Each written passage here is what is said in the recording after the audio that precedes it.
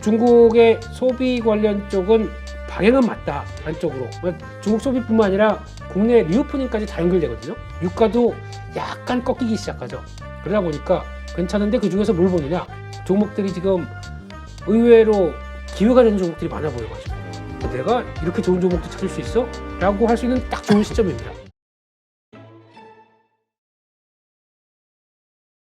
자, 어떻게 보셨습니까? 미국 증시. 아침에 일어나서 봤죠. 자다가 안 깼어요? 아유, 뭐 그냥 그 정도는 아직 아닌 것 같고요. 내일은 좀 봐야죠. 아, 내일. 내일은 왜요? 아, 파월 때문에? 네, 큰 형님 또 나오셔서 이제 방향을 어떻게 가져가느냐 뭐 이런 얘기. 근데 지금 제가 드는 생각은 또 시장에서 많이 그러죠. 그 잭슨홀 미팅 어떤 부활이 아니냐 이런 쪽으로 해석을 하는 것 같은데, 그러니까 일단 지난 FOMC 회의는 되게 약간 비둘기파적이었습니다. 뭔가 속도 조절하겠다 한쪽으로 막 시장에서 기대감을 살짝 불러일으키는데, 이럴 때 우리 또 슈퍼 파월 형님은 어떻게 얘기를 할까요? 이게 이제 핵심인 거죠. 그래서 아마 그런 분위기가 있었다고 하더라도 우리의 입장은 변함이 없다. 이게 거의 뭐 기정사실 아닐까요? 그러다 보니까 저 미국 시장이 저 모양인 거죠. 전혀 뭐 좀 올릴락 말락 하는데 이거 좀 파월 의장의 발언 보게 되면 고민해야 되는 거 아니야?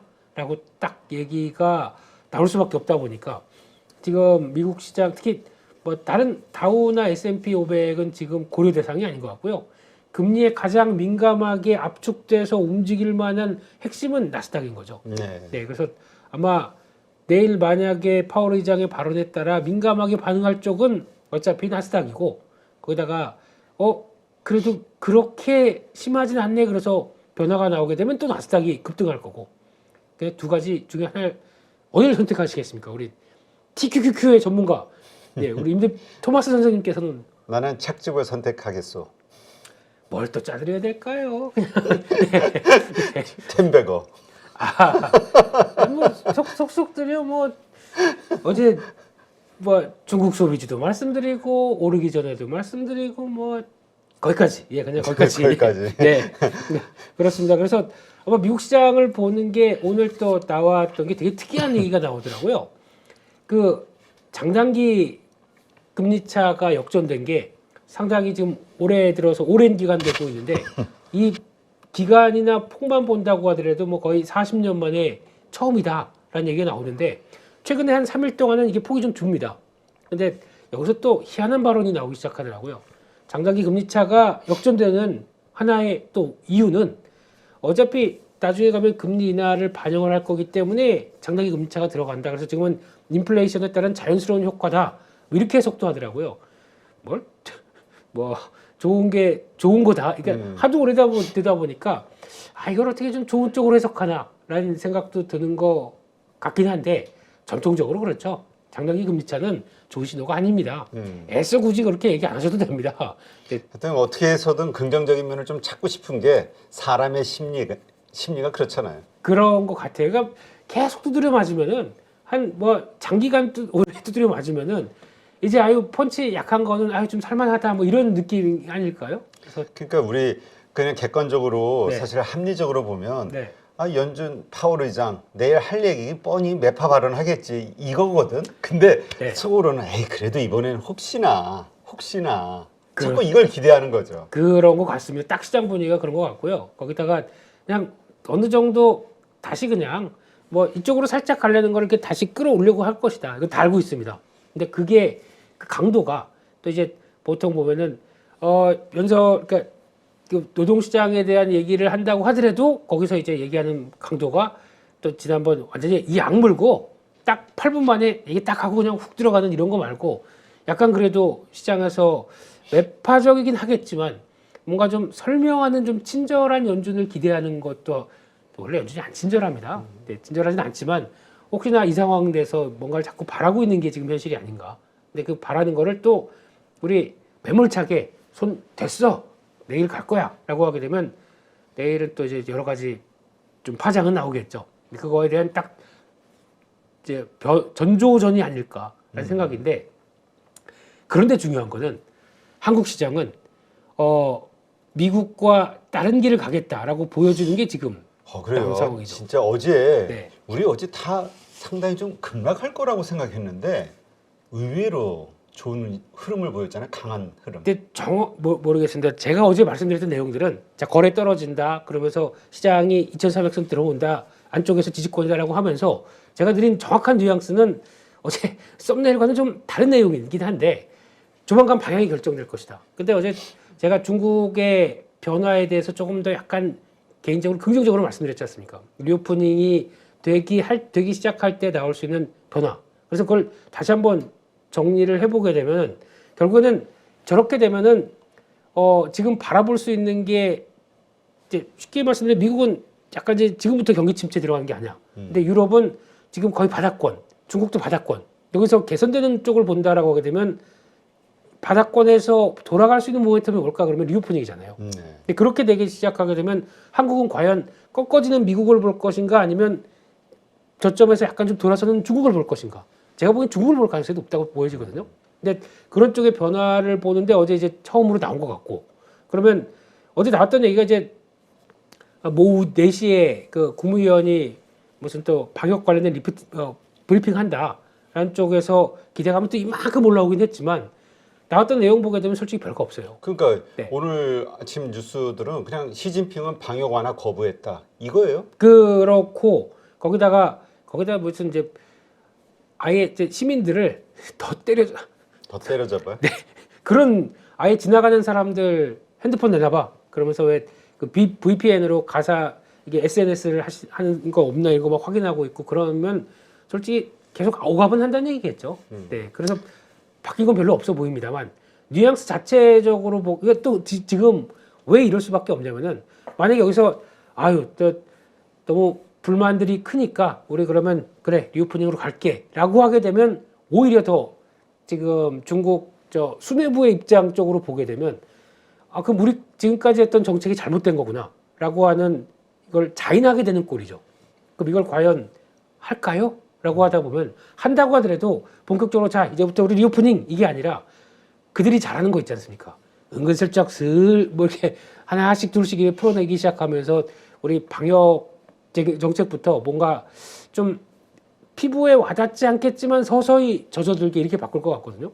근데 그렇게 되면 일단 그 중에 하나 첫 번째 나왔던 게 이 백신 관련된 쪽인 것 같아요. 그러니까 백신에 대해서 또 이 백신도 마찬가지로 우리 이제 드디어 어차피 지금 이거를 백신을 강화시키기 위해서는 지금 쓰는 시노팩스인가요? 시노팩 뭐죠? 제가 하여튼 중국 백신. 네, 중국 백신. 이거 가지고 안 됩니다. 그 mRNA 쪽으로 바꿔야 됩니다. 그렇게 되면은 지금 나온 게 2가지밖에 없잖아요. 모더나하고 화이자 또 독일 바이오엔테크 거랑 같이 합작한 모더나 거랑 요거 쓸 수밖에 없는데 그래서 지난번 독일 총리랑 만나서 얘기했던 게 그 얘기 같아요. 근데 이렇게 되면은 또 어떤 현상이 나오냐면 그러니까 중국은 항상 면피, 그러니까 내 명분을 가장 세우는 나라지 않습니까? 그러면은 만약에 이렇게 되면 국민들이 백신에 대해서 지금까지 맞았던 게 그러면 이거 중국 백신에 대한 또 약간 실망감, 몰락 이게 나오기 시작하게 되면 또 그것도 아니잖아요. 그러니까 이것도 서서히 진행될 것 같습니다. 그래서 이거 바이오엔테크라고 하더라도 혹시 그 앞에 제품명 빼고 줄 수 있겠니? 뭐 이렇게 나올 것 같아요. 이런 식으로 해서 결국에는 돌린다는 얘기 같아요. 지금 내용들을 쭉 보게 되면.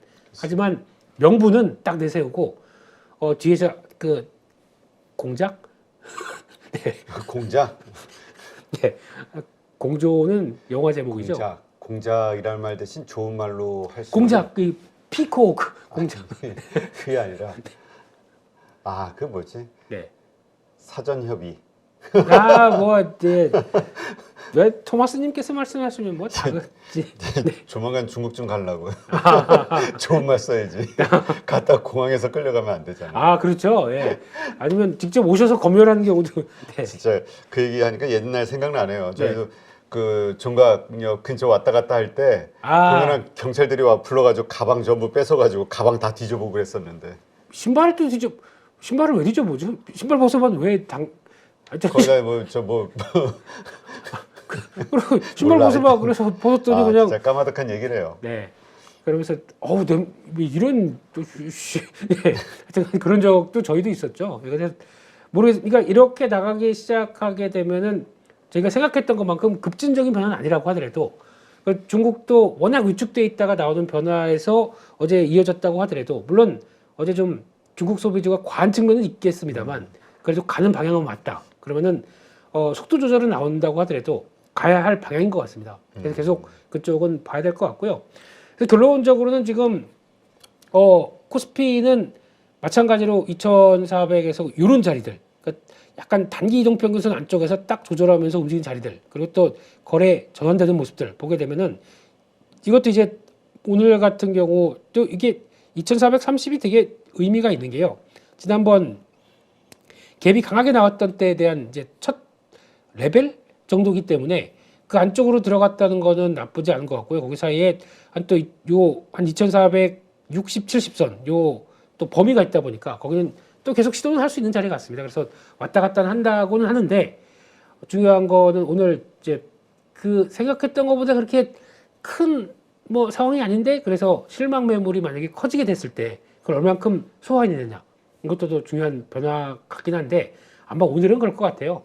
미국에 또 오랜만에 등판하시는 파월 의장의 변화를 보기 위해서는 약간 물량은 나온다고 하더라도 변동성은 약간 좀 오후장 들으면서 줄은 채 관망하는 분위기가 나오지 않을까 생각되고 있는데 그래도 변화라고 하게 되면은 일단 코스닥이 돌아간 게 저는 그나마 다행이라고 생각하고 있고요. 이런 패턴이면은 줄였다 늘렸다 이게 뭡니까? 그냥 급락 급등 뭐 난리도 아니네요 코스닥은요. 그래도 중요한 자리 쪽은 좀 지켰다라는 관점에서 보게 되면 오늘은 코스닥이 좀 더 낫지 않을까라는 생각도 하면서 어차피 지금은 다 종목 장세니까요. 종목 대응으로만 밖에 볼 수는 없는데 중요한 거는 또 지금 보면은 왜 요즘 보니까 이렇게 종목들 찾고 뭐 공부하다 보면은 진짜 신기한 게 와 이렇게까지 많이 빠졌어? 라는 생각이 드는 종목들 거기다 중소형 단 물론 이제 대형 단부터 실적은 3분기부터 이제 꺾이는 종목들이 많은데 의외로 한 제가 보기에는 그러니까 단순하게 추리만 봤을 때도 종목들이 한 200개가 돼요. 볼만한 종목들이. 그 중에서 압축해서 본다고 한다고 하더라도 한 80개, 90개는 봐야 될 종목인 것 같거든요. 그러니까 왜 그런 생각이 드냐면 실적은 나쁘지 않은데 주가는 많이 빠져 있어요. 그러면 밸류나 이게 그대로 만약에 내년까지 물론 내년에도 이제 실적은 담보를 못 하겠죠. 근데 체력이 만약에 여기서 실적이 한 30% 빠진다고 하더라도 주가는 그 이상으로 빠졌기 때문에 버틸 만한 자리가 아닐까라는 생각이 드는 종목들도 많거든요. 그러니까 지금은 오히려 모르겠습니다. 지금 저희가 파월 찾고 있고 중국 뭐 시진핑의 의도가 어떻게 되어 있고 이거를 생각할 때는 아닌 것 같아요.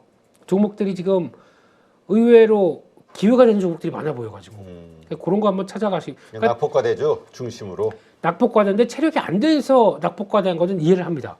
근데 체력도 괜찮은데 낙폭과대에서 체력이 괜찮다는 것에 대한 기준은 매출이나 뭐 이런 것이 그렇죠. 꺾이지 않은. 네, 실적 자체가 꺾이지 않는.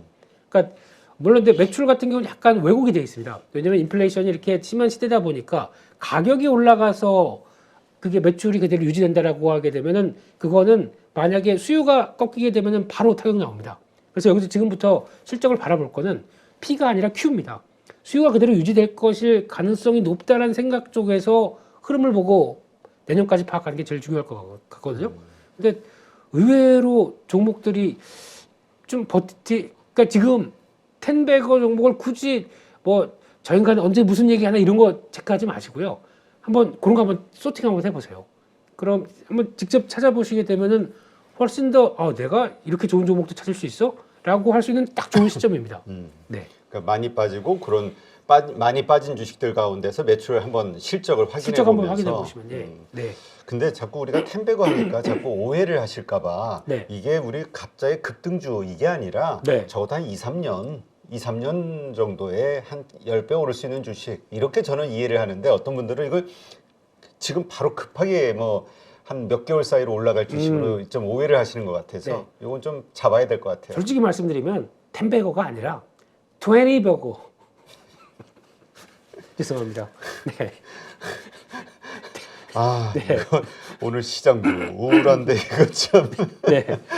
아니 이게 10배 말고 좀 이왕 볼 거 좀 세게 보죠 뭐. 맞아요. 네. 아니 근데 그 모르지. 그러니까 우리가 결과는 모르죠. 주가는 단지 그러한 성장 네. 혹은 그만큼의 어떤 그 기대감을 줄 수 있는 그 모멘텀이 있는 주식이라는 거 이해를 하면 되겠죠. 그렇고요. 그럼 그렇다면 10배가 중요한 게 아니라 그렇지, 방향성. 솔직히 여기서 2배만 나도 그게 어디입니까? 그렇죠. 네. 근데 여기서 또 하나 중요한 거는 이런 종목들 보다가 느끼는 거는 내년 가게 되면 다 기업 벌써부터 내년에 실적 하향 예고 다 들어가기 시작합니다. 뭐 기본은 10%, 뭐 SK하이닉스 적자라면서요.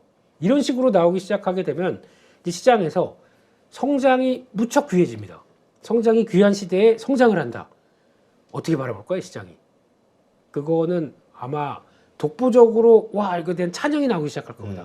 그 중에 제가 느끼는 것 중엔 대표적으로 2차 전지. 2차 전지. 네, 이쪽은 어차피 약속된 미래고 비싼 거 다 인정합니다. 근데 비싼데 이제 비싸긴 한데 여기서 실적이 이제 반영되기 시작해요. 성장을 확인이 되기 시작해요. 그 2차 전지가 저희가 아유 PR 100배짜리를 나보고 사라고 하는 이제 뭐 LG에너지 솔루션도 그렇지만 이런 게 확인이 되기 시작한다 그러면은 와 진짜 성장하는 게 맞네라고 했었을 때 제조망은 계속 들을 수밖에 없습니다. 그래서 LG에너지 솔루션이 보여주는 흐름을 보면서 거기서 나오는 다른 그 밑에 단는 종목들 이런 것들은 계속 봐야 하는 게 지금 챙겨야 될 시점이 아닌가. 이 연사. 강력히. 네. 네. 혹시 웅변학원 다니셨습니까? 임 대표님? 예전에? 웅변은 무슨. 네. 저는 내성적이고 조용해가지고요. 그런 거 잘 몰라요. 아니 근데 네. 그런 차원에서 네. 어제 참 그 제가 그 몇 개 그 박진희 부장이 보내준 뉴스를 좀 점검하다 보니까 2차 전지 관련해서 네. 전부 진짜 말씀하신 대로 전부 그 캐파가 늘어나는 뉴스들이 전부 나오더라고요. 네. 증설이 뭐 3만 톤에서 뭐 8만 톤이 된다, 5만 톤이 된다, 뭐 이런 식으로. 그렇습니다. 그게 결국에는 저희가 놓치고 있는 것 중에 하나가 가서 북미 투자하는구나가 끝이 아닙니다. 기업이 성장하기 위해서는 가장 먼저 해야 될 일 중에 하나가 돈을 끌어다가 그걸 가지고 뭐 돈이 외부에 있던 내부에 있는 게 제일 좋겠지만은 공장을 증설하게 되면 일단 캐파가 늘어나거든요. 그럼 그대로 매출이 잡힙니다. 그러면은 지금까지는 들어간 돈 때문에 비용 따지고 그래서 뭐 영업이익이 요만큼 나왔는데 매출 자체가 확 늘어난다. 그러면 영업 레버리지 효과라고 그러잖아요. 그게 확인되면서 그러면 매출이 2배 늘었으니까 영업이익이 2배 늘겠지. 2배 이상입니다. 이게 나오기 시작하는 부분들이 아마 내년은 정확하게 내년 후반기에 나올 가능성이 높고요. 그러면서 보통 대부분 기업들이 2025년도를 많이 보지 않습니까? 그럼 그 전 단위에서 서서히 돌아가는 게 확인된다라고 하게 되면 여전히 2차 전지는 뭐 금액은 그렇죠. 반도체를 넘어간다면서요. 2025년 이후부터는 수출 금액이 반도체를 넘어갈 것이다. 이렇게 전망하는 경우도 나오다 보니까 이쪽은 많이 올랐으니까 비싸니까라고 볼 수 있는 상황은 아닙니다. 계속 꾸준히 탐구하고 그런 쪽에서 종목들이 뭐 없을까 이거 보는 것도. 그러니까 그 전에 그 남석관 대표님, 네. 그 슈퍼개미 그분도 내년에 올해 자기 주식 인생 22년 만에 처음 손실 보고 있다고 그 말씀을 하시면서 내년에 난 아니야? 이거예요? 아닙니다. 네. 아니 네. 그런데 네. 그분도 그런 얘기 하시더라고요. 내년에 이제 본격적으로 내년장을 준비를 지금 하고 있는데 네. 자기 생각에는 2차 전지 쪽에서 나올 것 같은데 단 이 올해까지 시세를 뿜었던 종목이 아니라 뭔가 새로운 쪽에서 저도 그렇게 생각합니다. 새로운 2차 그래서 어떤 모멘텀이나 아니면 뉴스 이슈를 가지고 있는 새로운 2차 전지 관련된 주식을 찾고 있다. 이 얘기를 하시더라고요. 근데 중요한 거는 이 주된 종목들이 꺾이면 안 됩니다. 나머지 종목들 그렇지. 볼까요? 예. 이건 추세는 적어도 박스권을 만들어줘야 될 것 같고 근데 2차 전지 그렇게 될 만한 종목들 저희가 많이 말씀드렸는데요. 물론 네. 다시 한번 얘기해 줘요. 다음 내일 오늘의 하루살이 주식으로 가고 제가 충분히 뭐 이런저런 종목하면서 이렇게 된 걸 많이 말씀드렸을 겁니다. 혹시나 네. 다시- 맞아요. 아니 근데 네. 여러 좋은 얘기를 많이 해주셨는데 네. 우리가 그걸 다 트레이딩 관점으로 받아들여 가지고 이미 다 까먹었어. 뭐 그건 어쩔 수 없는 거고요. 예. 그래서 일단 어제 중국 소비주는 미리 좀 말씀을 드렸기 때문에 그 얘기는 좀 넘어가지만 시장 기대치는 미흡했다. 하지만 어제 말씀드렸던 게 첫 번째가 FNF 말씀드렸죠. 네.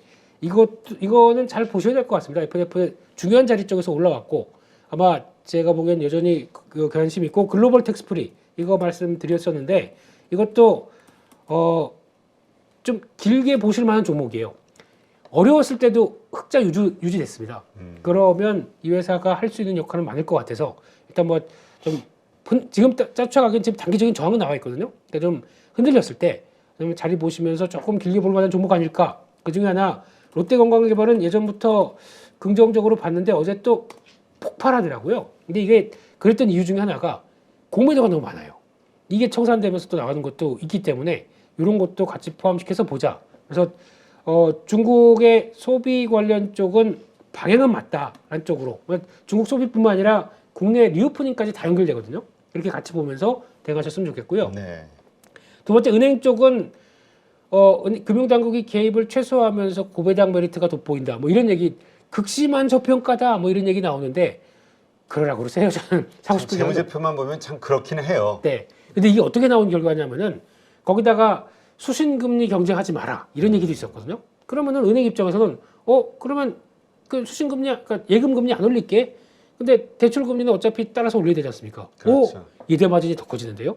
이게 무슨 금융당국 개입이 아닙니까? 이것도 약간 이상한 개입인 거죠. 그래서 그거 보니까 대부분 하나금융지주, 우리금융지주 7%대 다 이상입니다. 근데 요즘 잘 찾으면은 예금도 5%대, 6%대, 배당이 7%대. 그냥 예금 드는 게 낫지 않을까요? 이건 안전자산인데. 그렇죠. 네, 그래서 은행에 대한 배당주에 대한 메리트는 지금 저는 잘 모르겠습니다. 배당 굳이 찾아서 12월 달 고배당이니까 사자. 이건 저로 반대입니다. 그러니까 싸기는 싼데 네, 지금 시대적 흐름과는 맞지 않는다. 그렇습니다. 차라리 조금 더 찾게 되면 채권 쪽에서도 뭐 7, 8%대 찾을 수 있어요. 이렇게 크게 망할 것 같지 않은 회사들. 회사채까지 넘어가는 건 좀 그렇고. 그런 것도 한번 보시는 게 낫지 않나 생각되고 있고요. 또 어제 항공주 쪽이 움직였습니다. 그래서 뭐 기업 결함 심사 뭐 영국에 통과한다 그러는데 이건 뭐 중요한 것 같지 않고요. 제일 중요한 건 중국입니다. 지금 남은 게 미국, 중국, 일본인데 중국이 통과가 돼야 이게 어느 정도 얘기가 될 것 같고 특히 중국은 제가 보기엔 안 해줄 좀 늦춰주거나 여러 가지 깐죽거릴 가능성이 높습니다. 네. 왜냐하면 자기네 거 키울 생각이거든요. 그렇죠. 네, 그래서 아시아나항공이 가져갔던 거 이때 싹 뺏어와야지. 그럴 수 있기 때문에 그냥 그렇습니다. 네, 그래서 중요한 거는 여객 쪽이 훨씬 단가가 높고요. 게다가 환율 떨어져야 되겠죠. 근데 지금 1,300원 초반에 왔다 갔다 하는데 이거 훅 떨어진다. 항공주 움직일 가능성이 높습니다. 유가도 약간 꺾이기 시작하죠. 그러다 보니까 괜찮은데 그 중에서 뭘 보느냐? 그냥 대한항공 보는 게 제일 좋겠다. 이렇게 바라보고 있습니다. 네. 네. 알겠습니다. 자, 그 다음에 또 뭐가 있을까요? 그 다음에 또 보는 것 중에서 한때 또 다들 그런 얘기 하셨을 겁니다. 방산주 안 돼. 끝났어. 라고 얘기했는데 꾸역꾸역 올라갑니다. 대표적으로 종목 중에서 현대로템도 언제 여기까지 올라갔고요. 그 한국항공우주도 어제 보니까 그렇게 폴란드가 급하다 보니까 돈 미리 갖다 주고 2028년까지 꼭 지켜야 돼. 우리 꼭 비행기 줘야 돼. 이렇게 얘기하게 되면 그만큼 경쟁력이 많이 높아졌던 부분들도 나올 것 같고요. 그래서 아마 지금 한화에어로스페이스도 지금 바라보는 입장은 대우조선해양 때문에 약간 좀 이게 되느니 마느니 이런 것들 때문에 좀 부담이 된다고 하더라도 이게 꺾이는 그러면 아닌 것 같아요. 그래서 계속 또 봐야 되겠다라는 입장이고 또 요즘 리튬 관련된 쪽에서 여기 이런저런 얘기 많은데 리튬은 저희 이거 어떻게 봐요? 그 중장기적으로 갈 수 있는 어떤 정말 그 펀더멘탈이 받침이 되는 테마라고 봐요? 아니면 이것도 역시 어떤 이슈에 의한 네. 일시적 그 테마로 봐요? 짧게 말씀드리겠습니다. 거기 관련된 종목 진짜 해당돼서 이거 뭐 리튬 가공 쪽으로 가면서 증설하면서 뭐 막 되는 회사가 몇 개 없습니다. 될 만한 회사가 몇 개 없습니다. 그러니까 제가 보기에는 중소형주 중에서 움직이는 거 한두 개입니다. 근데 그 나머지 회사 가지고 리튬 관련주들하고 움직이는 거 그냥 정리하시는 게 좋을 것 같습니다. 차라리 하게 되면 에코프로가 제일 적당한 회사입니다. 그렇게 보시면서 대응하는 게 맞다는 관점 쪽에서 말씀드리고 싶고요. 뭐 리튬은 계속 수요가 많겠죠. 하지만 지금 광산이 제대로 좀 나오지 않다 보니까 거기서 나오는 변화라고 하게 되면 상대적으로 포스코홀딩스가 더 부각받는 거고요. 이상입니다. 누구나 1시간 안에 200개 종목에서 좋은 종목을 고를 수 있는 그런 능력을 배양할 수 있도록 제가 도와드리려고 그렇게 하고 있습니다.